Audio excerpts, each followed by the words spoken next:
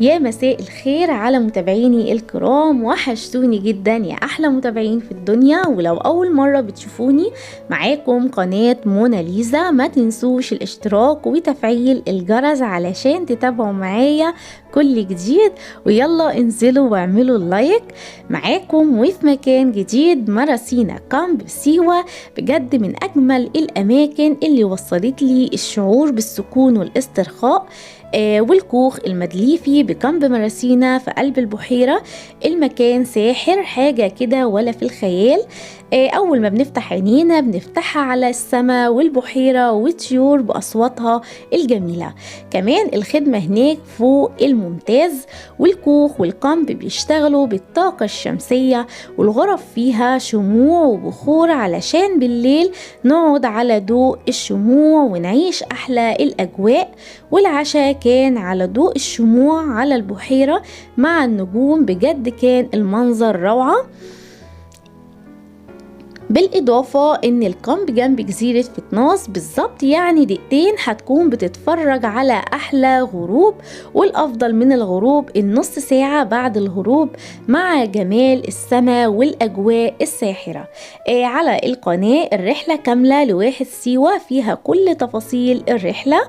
أما بقى بالنسبة للأكل فوق الرائع، وكله بزيت الزيتون، وبناكله في الشرفة الملحقة بالكوخ، وبنتفرج على السماء والطيور والنخل والسمك في البحيرة، والفلامنكو في البحيرة من الناحية التانية واحنا بنفطر.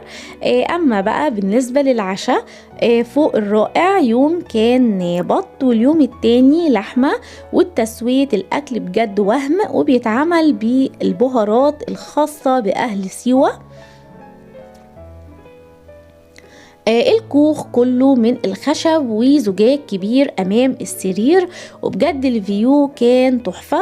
والديكور السيوي رائع، حتى الفرش جميل جدا، كل تفصيلة فيها إحساس بالراحة.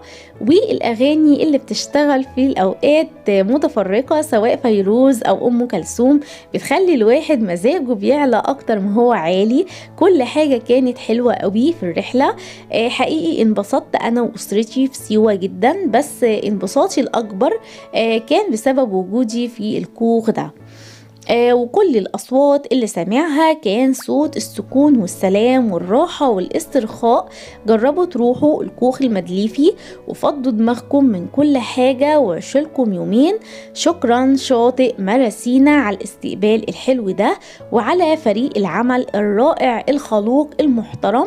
ولو الفيديو عجبكم ما تنسوش تدعموني باللايك يا أحلى متابعين في الدنيا، وهسيبكم تستمتعوا بالفيديو، وأشوفكم في فيديو جديد ومكان جديد مع موناليزا.